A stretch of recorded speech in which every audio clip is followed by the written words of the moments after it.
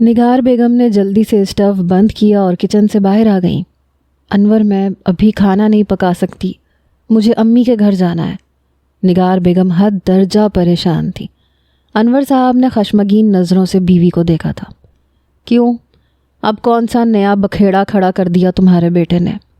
انور صاحب جانتے تھے کہ جب بھی بیگم صاحبہ ایمرجنسی اصولوں کے تحت میکے جانے کا اندیہ سناتی تھیں تو یقیناً اکلوتے صاحبزادے نے کوئی کارنامہ ضرور سر انجام دیا ہوتا تھا۔ انور، ڈرائیور کو کہیں جہاں بھی ہے جلدی سے گھر پہنچے۔ ہائے میرا بچہ، میرا دل بیٹھا جا رہا ہے۔ انور! ٹپ ٹپ آنسو نگار بیگم کی آنکھوں سے گرے۔ روشن کے ماتھے پہ تیوری سی چڑھی۔ بابا پہلے میرے لیے کھانا آرڈر کر دیں، یہاں تو کام نہ کرنے کے بہانے لوگوں کے پاس پہلے سے موجود ہوتے ہیں۔ کنکھیوں سے روشن نے نگار کے بہتے آنسوؤں کی طرف تنفر سے دیکھا تھا، جیسے وہ ڈرامہ رچا رہی ہو۔ نگار بیگم اندر سے سلگ کے رہ گئی تھی، لیکن اس وقت انہیں بس حسن کی فکر تھی۔ ٹھیک ہے، تم فکر مت کرو، میں آرڈر کر دیتا ہوں۔ روشن کو کہنے کے بعد انور صاحب نے نگار کی طرف دیکھا اور کھڑے ہو گئے۔ چلو میں چھوڑ دیتا ہوں تمہیں، ڈرائیور مکینک کے پاس میری دوسری گاڑی ٹھیک کروا رہا ہے۔ اب یہ نہیں تھا کہ انہیں نگار سے کوئی دلی ہمدردی تھی یا حسن کے لیے دل میں کچھ نرم گرم جذبات تھے، بلکہ ان کے اندر بیٹھا ایک فسادی انسان آب و تاب سے جاگا تھا۔ شاہ جہان ایسے موقع پہ جو تانے تشنے نواسے کو سناتی تھیں، انور صاحب کے اندر بیٹھا شخص اس سے ہز اٹھاتا تھا، مسرور ہوتا تھا۔ اس لیے شاہ جہان کے گھر کوئی فساد اٹھے اور انور صاحب موجود نہ ہوں، یہ تو ممکن ہی نہیں تھا۔ اس لیے روشن کے لیے پیزا آرڈر کرنے کے بعد وہ نگار بیگم کے گھر شاہ جہان محل پہنچ گئے۔ نگار بیگم کی بے چینی عروج پہ تھی، جو بھی تھا، لیکن حسن کی تکلیف پہ وہ بے کل سی ہو جاتی تھی۔ ایک تو دل پہ پتھر رکھ کے اپنے جگر کے گوشے کو خود سے دور کر رکھا تھا، پھر اپنی ماں کے مزاج سے بھی واقف تھیں، جنہیں حسن میں بس فرقان کی پرچھائی ہی دکھتی تھی۔ اپنی بیٹی کے نقوش کبھی نظر نہیں آیا تھا۔ نگار جلدی سے گھر کا لان عبور کر کے اندر لاؤنج میں پہنچی۔ سامنے ہی حسن کے سر کے پاس بہتے خون اور سوجے ہوئے ہونٹ پہ رستا ہوا خون دیکھ کر نگار بیگم کا کلیجہ منہ کو آیا۔ فٹافٹ سے وہ حسن کے پاس پہنچی، آنسو تواتر سے بہنے لگے۔ حسن، میرے بچے، میری جان، کس کمبخت نے تمہارا یہ حال کیا؟ بیڑا غرق ہو اس کا۔ انہوں نے اپنے دونوں ہاتھوں میں حسن کا چہرہ لے کے کہا، پھپھو، وہ کمبخت بیچارہ ہاسپٹل میں ایڈمٹ ہے، جسے آپ کے اکلوتے لختے جگر نے روئی کی طرح دھون کے رکھ دیا تھا۔ مجھے تو لگ رہا ہے بیچارہ زندگی کے نام پہ اپنی آخری سانسیں بھر رہا ہے۔ زارا حسن کی اس قسم کی سرگرمیوں پہ اپنی کامنٹری جاری رکھنا اپنا فرض سمجھتی تھی۔ حسن نے غضبناک نظروں سے زارا کو دیکھا تھا۔ امی سمجھا لیں اپنی بھتیجی کو، میرے معاملے میں زبان بند رکھا کرے ورنہ ضائع ہو جائے گی میرے ہاتھوں۔ زارا کی کامنٹری اس وقت حسن کا غصہ بھڑکا رہی تھی۔ غزالہ بیگم نے کچھ ہی دیر پہلے چہرے پہ نائلہ کے مشورے پہ ایلو ویرا کا ماسک لگایا تھا تاکہ چہرے کی شادابی لڑکے والوں کے جانے کے بعد تک قائم رہے۔ سچی بھابھی، چہرے کی چھائیاں تو نظر نہیں آئیں گی اس وقت؟ نائلہ نے تازہ ایلو ویرا کا گودا چمچ سے ہلاتے ہوئے پوچھا۔ ارے نہیں ظاہر ہوں گی غزالہ، بس ماسک لگا کے بولنا اور ہنسنا رونا مت، ورنہ چہرہ خراب ہو جائے گا۔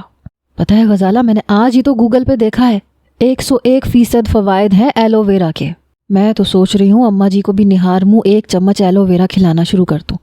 جب سے میری شادی ہوئی ہے میں نے انہیں جوڑوں کے درد میں ہی مبتلا دیکھا ہے۔ نائلہ بیگم فطرتاً کچھ سیدھی سی جلیبی سی تھی، مطلب سیدھی بھی تھیں اور جلیبی کی طرح بھی تھیں۔ غزالہ نے ایلو ویرا میں باقی کی اشیاء مکس کی اور ماسک کو لگانے لگی۔ جانتی تھی کہ بہو کو رخصت کروا کے گھر لانے کے بعد ماں کی بیماری کیوں زور پکڑ گئی تھی، لیکن ابھی غزالہ بیگم نے ایلو ویرا کا ماسک لگایا ہی تھا کہ حسن کی آمد اور اس کے حلیے کو دیکھ کے جو واویلا شاہ جہان بیگم نے مچایا، سارے گھر کے افراد ہی لاؤنج میں اکٹھے ہو گئے۔ جو جیسے تھا، جس حال میں تھا، لاؤنج میں موجود تھا۔ اس لیے غزالہ بیگم بھی ماسک لگائے، ہنسنے رونے دونوں سے قاصر کہ کہیں چہرے کے زاویے بدلنے پہ چہرے پہ رنکلز نہ پڑ جائیں، اس لیے بالکل بے تاثر کھڑی تھی۔ اس بار تو بلال اور حلال بھی موجود تھے۔ ورنہ وہ زیادہ تر منظر سے غائب ہی نظر آتے تھے۔ دوسری جانب زارا کی بھی نور اور رشنا سے کام پہ بحث چل رہی تھی۔ زارا کے برتن دھونے کی جب بھی باری آتی تھی وہ کوئی نہ کوئی بہانہ بنا دیتی تھی اور کام بدلنے کا مشورہ دینے لگتی تھی۔ نور، تمہیں تو پتہ ہی ہے نا کتنی مشکل سے میں نے ناخن بڑھائے ہیں، پلیز برتن آج تم دھو دو، تمہارے حصے کا آٹا میں گوندھ دوں گی۔ زارا نے چھوٹی بہن کو پٹانے کی کوشش کی جو جلد ہی اس کی باتوں میں آ جاتی تھی۔ اور جو پرسوں میں نے تمہارے حصے کے برتن دھوئے تھے اور تم نے کہا تھا کہ میرے حصے کی روٹیاں تم بناؤ گی، وہ رشنا کو بھی پرانے حساب کتاب یاد آ گئے۔ وہ اپنے ناخن فائن کرتے ہوئے بولی۔ زارا نے نظریں چرائیں۔ ہاں تو پرسوں تو چچی نے چاول بنا لیے تھے، اس لیے میں نے روٹی کی چھٹی کر لی۔ زارا نے دامن جھاڑا، حالانکہ اس نے چھوٹی چچی کو چاول بنانے کا مشورہ اسی لیے دیا تھا۔ ٹھیک ہے، پھر اس حصے کی روٹیاں تم آج بناؤ گی، رشنا نے بھی پرانے حساب کو بے باک کرتے ہوئے کہا، اور یہ کہہ کے ناخنوں پہ پھونک مار کے اپنے ناخن دیکھنے لگی کہ ٹھیک سے گول ہو چکے ہیں کہ نہیں۔ زارا نے یہ بات سنتے ہی برجستہ جان چھڑوائی۔ جی نہیں، رات گئی بات گئی، میں وہ روٹیاں آج کسی قیمت پہ نہیں بناؤں گی۔ اس دن چاول اگر نہ بنتے تب تو روٹی میں ہی بناتی نا، اب اگر بن گئے تو وہ میری قسمت ہے۔ زارا کہاں خود پہ بات آنے دیتی تھی۔ رشنا اس کی اس قسم کی چالاکیوں سے زچ سی ہو گئی تھی، اس لیے وہ آستین اوپر کرتے ہوئے کہنے لگی، یہ جو تم اس کی ٹوپی اس کے سر اور اس کی ٹوپی کسی اور کے سر پہ ڈالتی ہو نا زارا، میرے ساتھ یہ سب نہیں چلے گا۔ روٹی آج تم ہی بناؤ گی بس، رشنا نے تیکھے تیوروں سے کہا۔ رمشا وہیں بیڈ پہ دراز رسالہ پڑھ رہی تھی، ان دونوں کی نوک جھونک سے تنگ آ کے بولی، لڑنا بند کرو تم لوگ، روٹی میں بنا لوں گی، خدارا شور مچا کے میری کہانی کا سارا مزہ کرکرا مت کرو، ابھی ابھی تو ہیرو ہیروئن کا سین شروع ہوا ہے۔ رمشا کو کہانی پڑھتے ہوئے خاموشی اور سکون چاہیے ہوتا تھا جو اس کمرے میں موجود نہیں تھا جہاں وہ چاروں لڑکیاں رہتی تھیں۔ زارا کی رمشا سے آئے دن کسی نہ کسی کام پہ بحث ہوتی رہتی تھی کیونکہ دونوں ہی کام سے جان چھڑواتی تھیں، اور رمشا رومانوی دنیا میں رہنے کی دلدادہ تھی۔ اسے بھی ناول لور لڑکیوں کی طرح لگتا تھا کہ اس کی زندگی میں بھی کوئی جہان سکندر یا سالار جیسا ہیرو انٹری مارے گا۔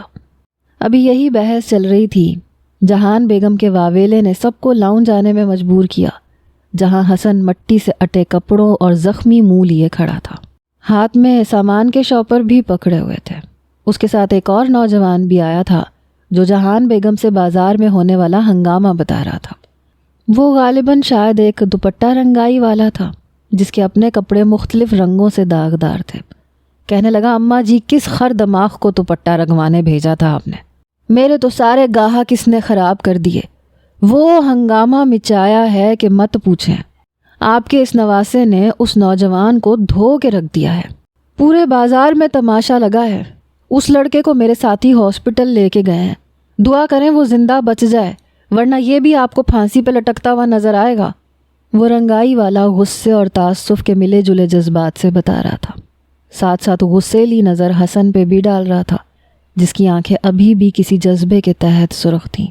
حسن نے سامان کے شاپر وہیں رکھ دیے تھے۔ عبد الرحمن صاحب اپنی اسٹڈی روم سے باہر آئے تو حسن کا بگڑا حلیہ اور ساتھ میں اس رنگائی والے کو دیکھ کر اور اس کی باتیں سن کر غصہ ضبط کر کے رہ گئے۔ جہان بیگم نے تو حسن کو ہی کوسنا شروع کر دیا تھا، ارے بدبخت، تجھے سامان لینے بھیجا تھا یا ناحق لوگوں کی جان لینے بھیجا تھا؟ کیا تماشا لگا کے آیا ہے مارکیٹ میں؟ جہان بیگم نے فل والیوم میں کہا۔ کچھ بھی نہیں نانی، لڑائی اس لڑکے نے شروع کی تھی، میں نے 3 بار اس سے کہا کہ میرے باپ تک مت پہنچنا ورنہ تمہیں اپنے باپ کے پاس پہنچا دوں گا، لیکن وہ بکواس پہ بکواس کیے جا رہا تھا، اس لیے میرا ہاتھ بھی اٹھ گیا، حسن نے مدافعانہ انداز سے کہا۔ مگر جہان بیگم کا پارا ہائی ہوا۔ عبد الرحمن صاحب نے ایک زوردار تھپڑ حسن کے منہ پہ رسید کیا۔ بدماش ہو تم کہیں کے، جو یوں ذرا سی بات پہ مرنے مرانے پہ تل آئے تھے، کیا ضرورت تھی کھڑاک کرنے کی؟ اس تھپڑ پہ بلال اور ہلال بھی ہل کے رہ گئے تھے کیونکہ باپ کی انگلیاں حسن کے گال پہ اپنی چھاپ چھوڑ گئی تھیں، لیکن اس بار وہ چپ نہیں رہا تھا۔ معمولی بات نہیں تھی ماموں، اس نے میرے باپ کو گالی دی تھی۔ حسن کا لہجہ بھی بلند ہوا تھا۔ ہاں تو تمہارا باپ کہیں کا MNA لگا تھا جو اسے گالی تیری غیرت پہ جا کے لگی تھی. ارے وہ کمبخت خود تو مرتا مر گیا لیکن اسے چھوڑ گیا ہمارے سینے پہ مونگ دلنے کے لیے. جہان بیگم نے اپنا پان دان زور سے بند کیا، اپنا موبائل ہاتھ میں پکڑا.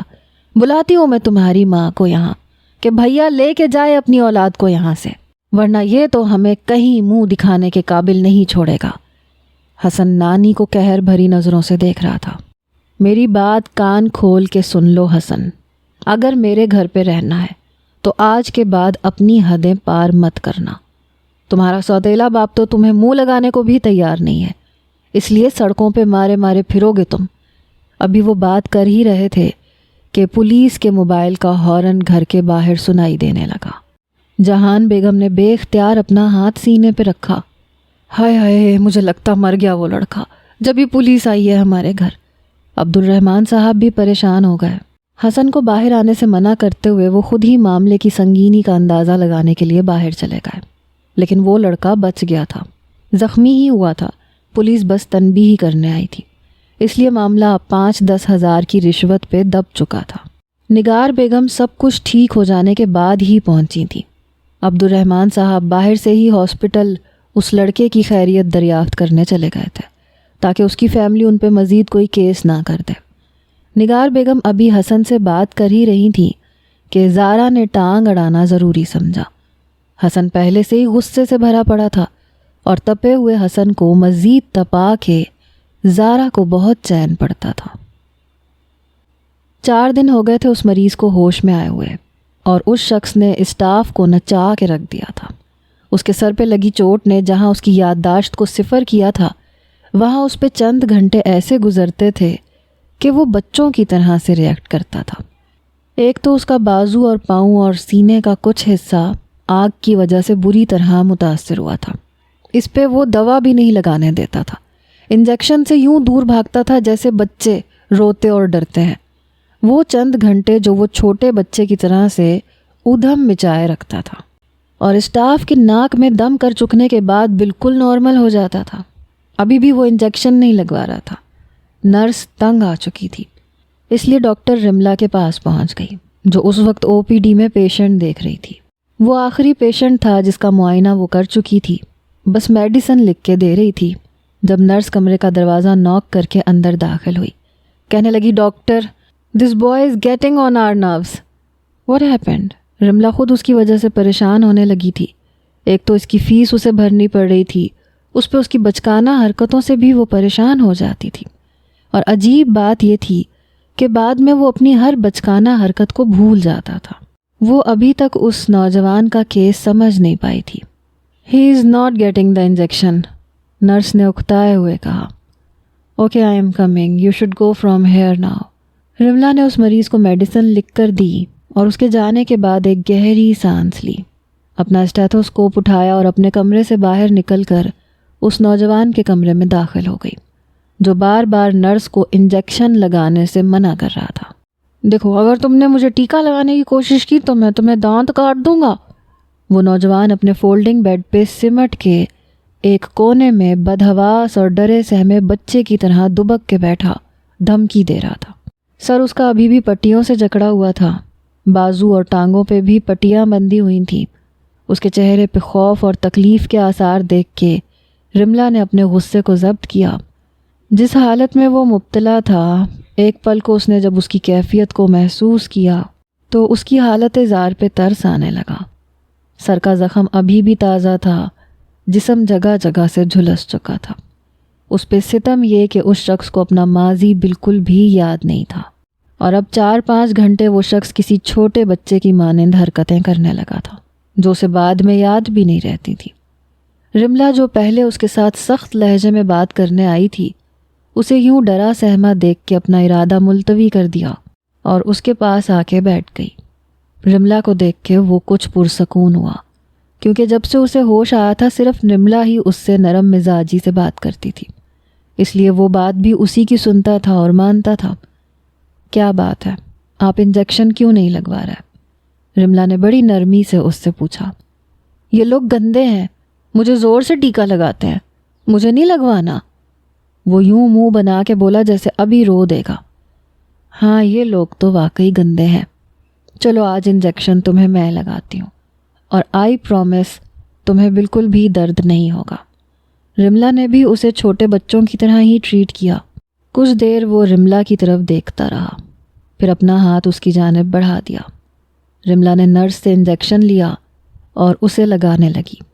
اس نے سوئی لگتے ہی اس کی آواز نکالی اور زور سے آنکھیں میچ لیں. رملا انجیکشن لگانے کے دوران مسلسل اسے ہی دیکھ رہی تھی. وہ کسی بچے کی طرح سے آنسو بہا رہا تھا. میں تو سمجھی تھی کہ تم بہت بریو بوائے ہو، لیکن تم تو اتنے سے درد پہ رونے لگے. Very bad. رملا نے اسے کچھ تیش دلانا چاہا.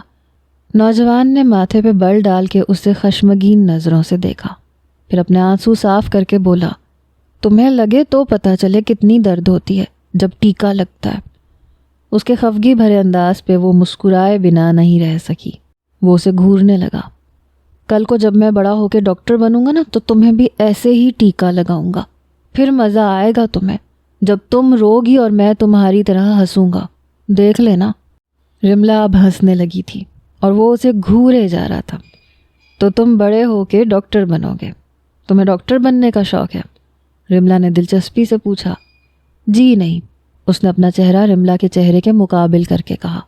میں صرف تمہیں ٹیکا لگانے کے لیے ڈاکٹر بنوں گا، ورنہ مجھے ڈاکٹر بہت برے لگتے ہیں.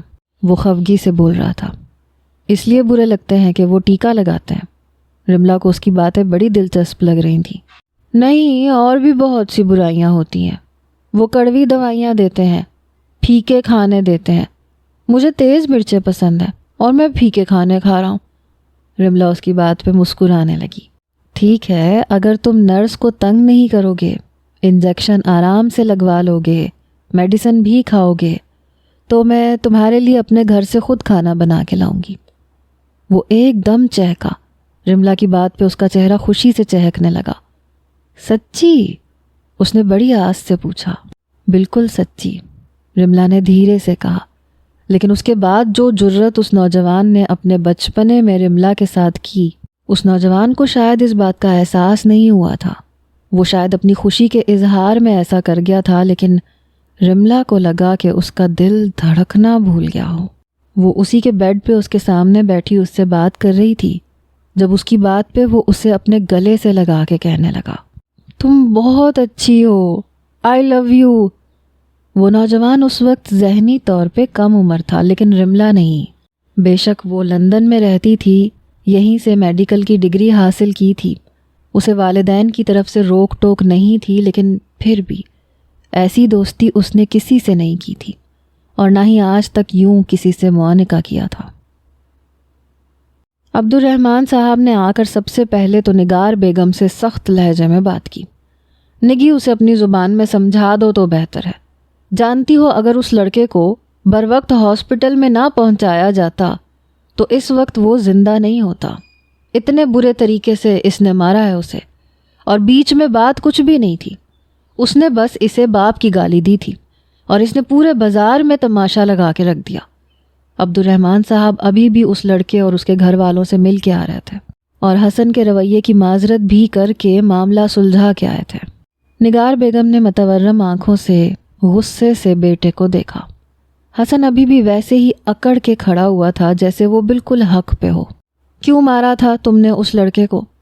نگار پہلے تو اسے گلے لگا کے پیار کرتی رہی تھی، لیکن جب یہ معلوم ہوا کہ غلطی اسی کی تھی تو اب اسے سخت لہجے میں پوچھ رہی تھی.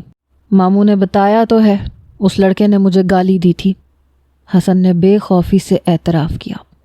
اس بار تھپڑ ماں کے ہاتھ سے پڑا تھا، جس کی چھاپ دل پہ بڑی گہری لگی تھی.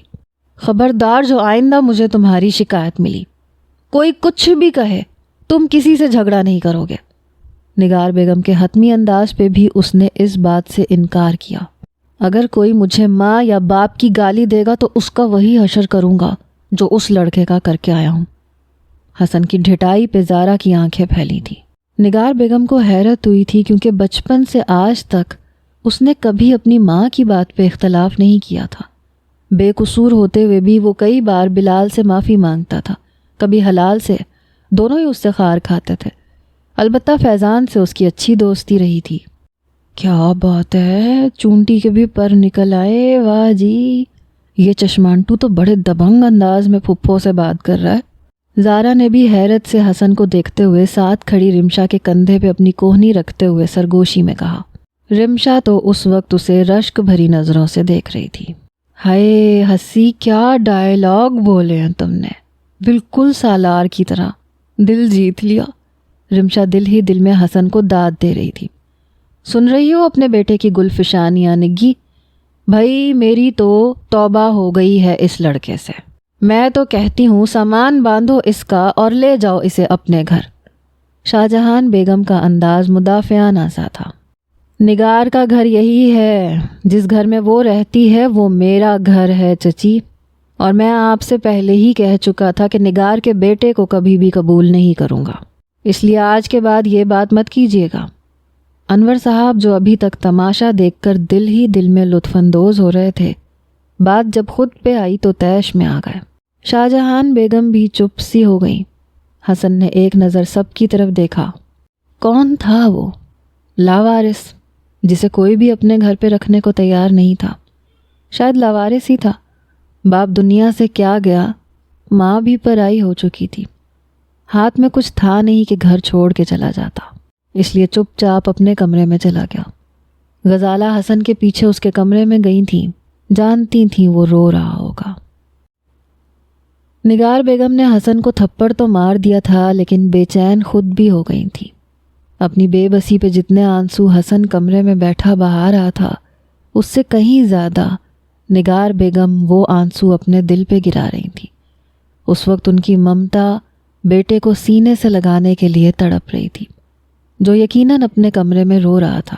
چند قدم بے ساختہ حسن کے کمرے کی جانب اٹھے تھے کہ انور صاحب کی پکار پہ تھم سے گئے۔ نگار چلو اب یہاں سے، روشن گھر میں اکیلی ہے۔ انور صاحب کو شروع سے ہی حسن سے چڑ اور نفرت سی تھی، اور یہ چڑ تھی اس کے باپ کی وجہ سے، کیونکہ کبھی نگار نے انور صاحب کے پروپوزل کو فرقان کی خاطر ریجیکٹ کیا تھا، کیونکہ وہ فرقان سے محبت کرتی تھی۔ انور صاحب کے لیے نگار صرف ایک ضد تھی، جسے انہوں نے صرف پورا کرنے کے لیے اپنایا تھا، تاکہ اپنی چچی کی نظر میں سرخرو ہو سکیں کہ ان کی بیوہ بیٹی کو اپنا لیا۔ اور دوسری وجہ اندر کی جیلسی تھی، جو پہلے فرقان کو دیکھ کے ہوتی تھی، اس لیے اب وہ نگار کو حسن کے لیے تڑپانا چاہتے تھے، اور حسن کو ماں کی ممتا کے لیے تڑپتے دیکھنا چاہتے تھے۔ سالوں گزر گئے تھے، انور صاحب نے کبھی بھی نگار کو اکیلے میکے نہیں آنے دیا تھا، اور میکے لے کے آتے بھی تھے تو جب تک وہ نگار کے ساتھ بیٹھے رہتے تھے، حسن نگار کے پاس نہیں آتا تھا، کیونکہ جتنی نفرت انہیں فرقان کے بیٹے سے تھی، اس سے کہیں زیادہ نفرت حسن اس شخص سے کرتا تھا جس نے اس کی ماں کو اس سے چھین لیا تھا۔ امی مت جائیں نا مجھے چھوڑ کے، مجھے رات کو آپ کے بغیر نیند نہیں آئے گی۔ 7 سالہ حسن دلہن بنی اپنی ماں کا ہاتھ نہیں چھوڑ رہا تھا۔ رو تو نگار بھی رہی تھی، ہمیشہ اپنے بچے کو آج تک سینے سے لگا کے رکھا تھا۔ چند ماہ پہلے ہی تو اس کے باپ کی ناگہانی موت کا غم سہا تھا۔ وہ تو اب بھی یہی پوچھتا تھا کہ امی، بابا ہمیں چھوڑ کے کیوں چلے گئے؟ ابھی تو وہ اپنے باپ کا غم بھی بھلا نہیں پایا تھا کہ عدت پوری ہوتے ہی شاہجہان بیگم نے اپنے بھتیجے سے نگار کا نکاح کر دیا۔ وہ اس شادی پہ بالکل بھی راضی نہیں تھی۔ شاہجہان بیگم کے کمرے میں ان کے تینوں بیٹے بہوؤں سمیت موجود تھے۔ غزالہ بھی بہن کے ساتھ بیٹھی تھی جب شاہجہان بیگم نے اپنا فیصلہ سنایا۔ نگی اپنے غم کو بھلا کے آگے کی سوچو، اب زندگی ایسے نہیں گزر سکتی۔ انور کی بیگم کے بھی انتقال کو بہت سال گزر گئے ہیں۔ پہلے تو تمہاری تائی اماں تھیں پوتے کی دیکھ ریکھ کے لیے، لیکن اب تو وہ بھی آگے جہان جا چکی ہیں۔ شاہجہان بیگم نے پان کے پتے پہ کتھا لگاتے ہوئے کنکھیوں سے بیٹی کی سوجی ہوئی آنکھوں کی طرف تنفر سے دیکھا تھا، جس نے ساری عدت رو کے گزاری تھی۔ یہ انور کی بات میرے معاملے سے کیوں جوڑ رہی ہیں اماں جی؟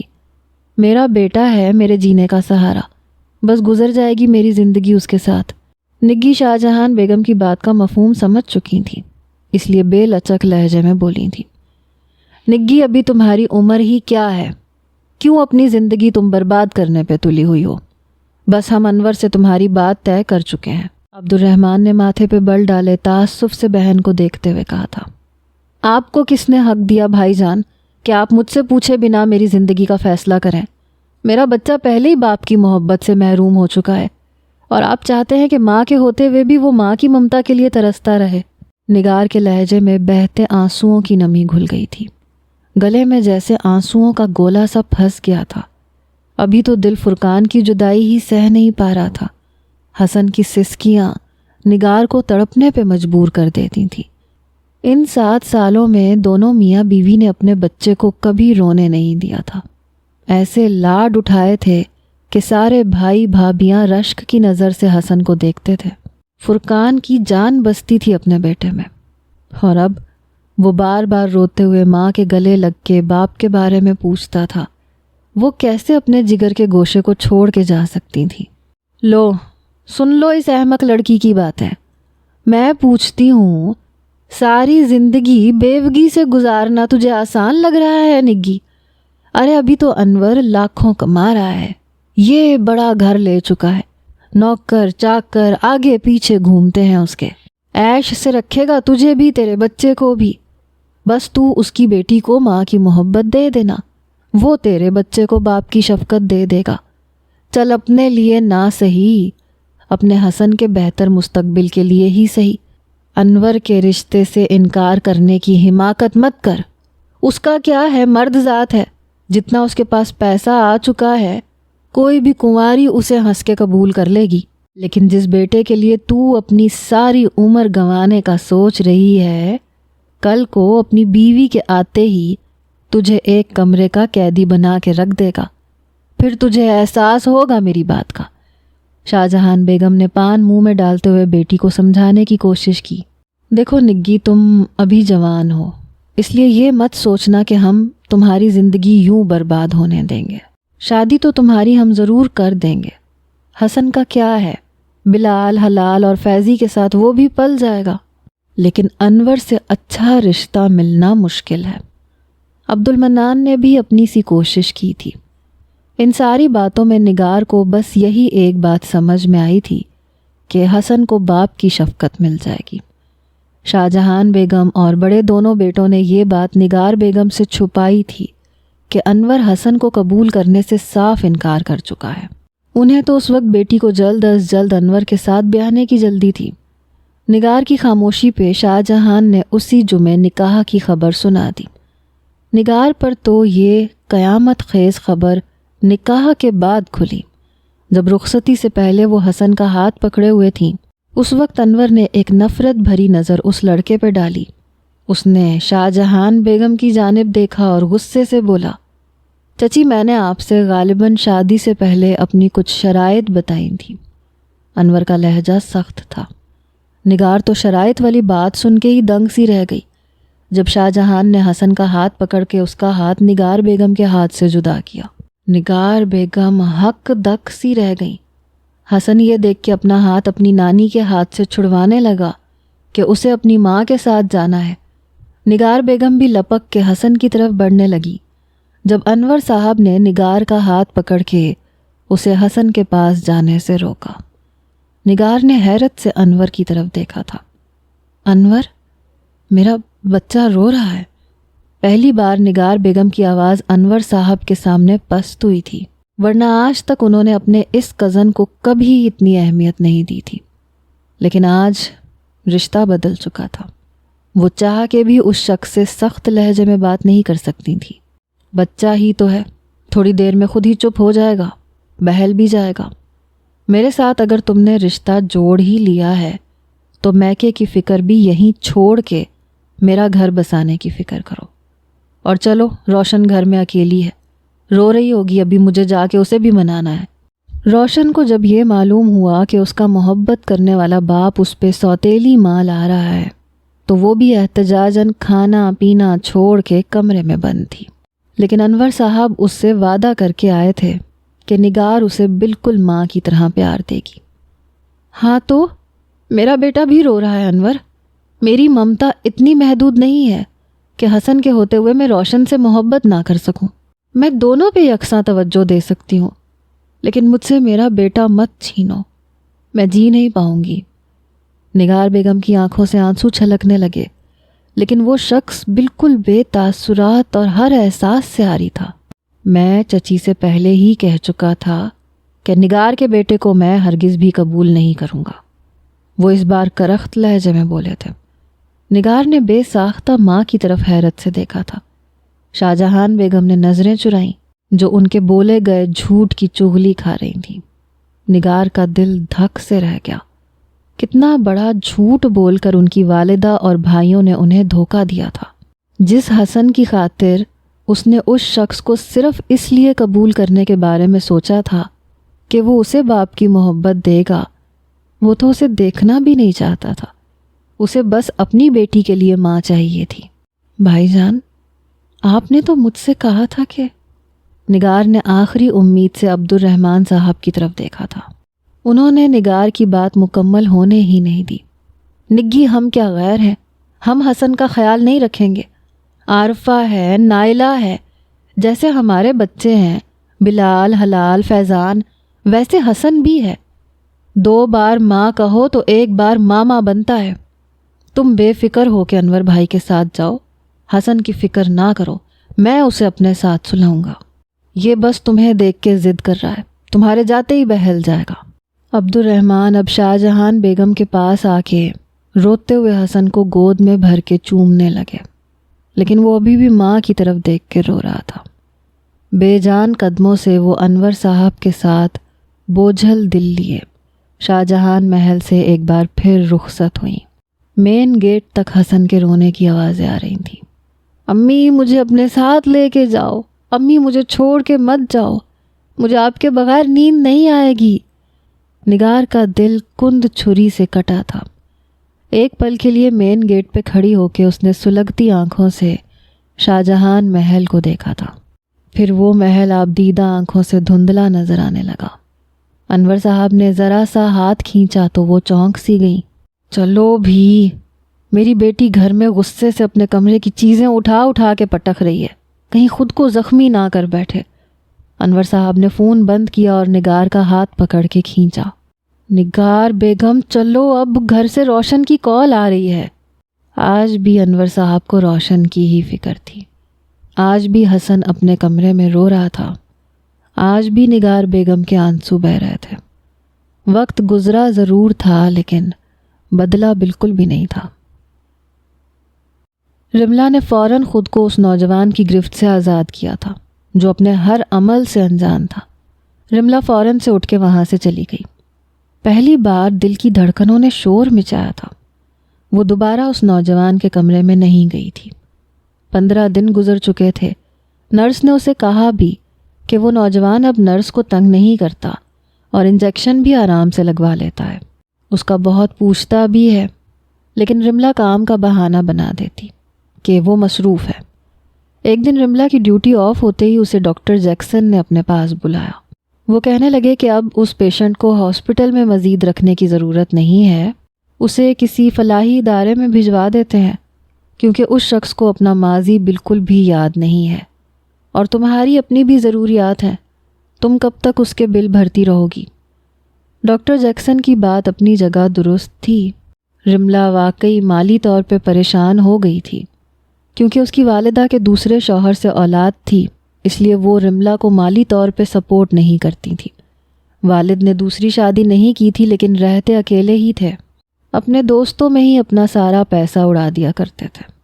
رملہ کو پہلے کبھی پیسوں کی ضرورت ہوئی بھی نہیں تھی، لیکن جب سے وہ اس نوجوان کا علاج کروا رہی تھی اس کی سیونگ تک ختم ہو چکی تھی، اور پھر وہ کب تک اسے ہاسپٹل میں رکھ سکتے تھے۔ ڈاکٹر کے مطابق اس نوجوان کی یادداشت لوٹ آنے کا نہ تو کوئی وقت مقرر تھا نہ مدت۔ ہو سکتا تھا کہ دنوں اور مہینوں میں اسے سب کچھ یاد آ جاتا، لیکن یہ بھی ممکن تھا کہ اسے سالوں کچھ بھی یاد نہ آتا۔